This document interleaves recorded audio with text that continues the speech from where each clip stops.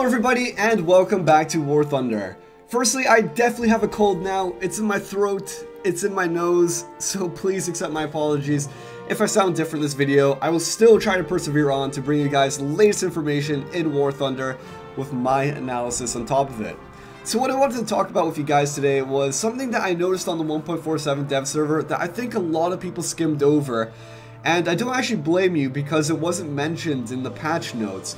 Now, in order for me to demonstrate this change, I'm actually using previous footage from the other 1.47 dev server video that I had put up already, but I find it necessary for me to reuse it because I need to illustrate the point. So, that change that I've noticed is actually a lack of 2 times XP for the first victory each day on each nation.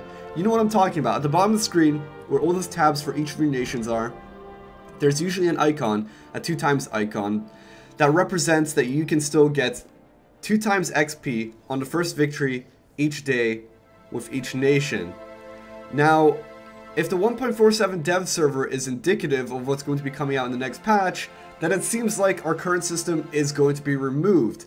And you also put on top of the argument of these boosts being introduced into the game, and it adds more to said argument that our current system is going to be removed.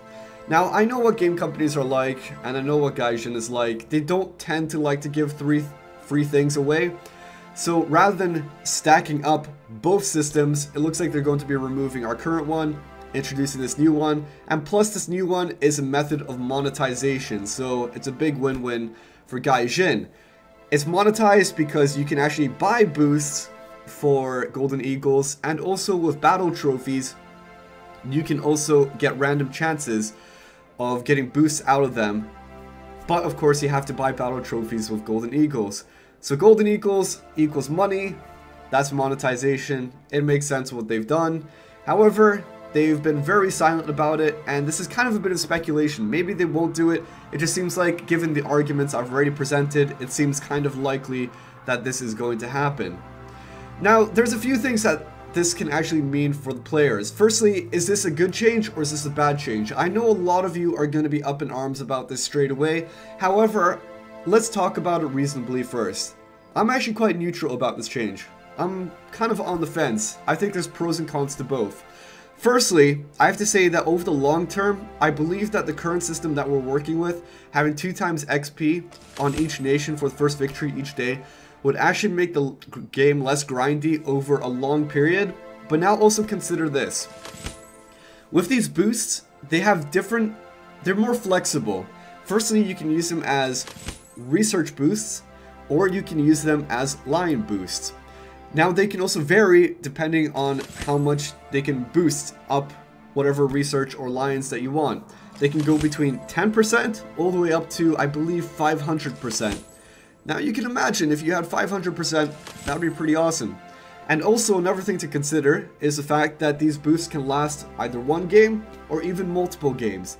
Now I don't know exactly how many multiple games it can go up to, but if you can imagine having like a 500 times or a 500% boost over multiple games, my god, that would be pretty damn awesome.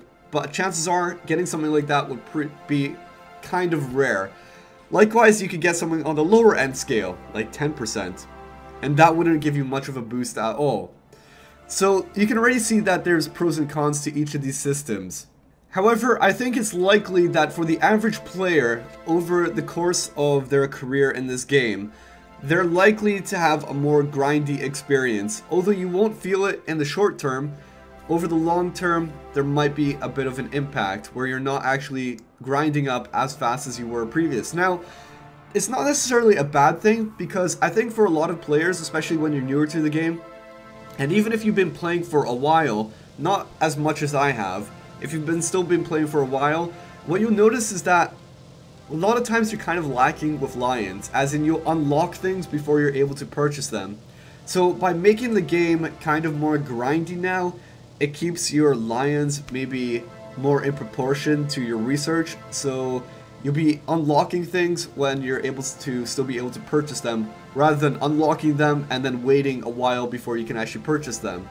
Notice how I said it doesn't really affect a person of like my my stance where I've been playing the game for 2 years, I've got to level 100. Eventually you come to a stage in the game where you've unlocked near enough everything that you're saving up so much lions before you unlock the research of something else that, you know, you have so much of a lion surplus that, hey ho, you don't even have to worry about lions anymore.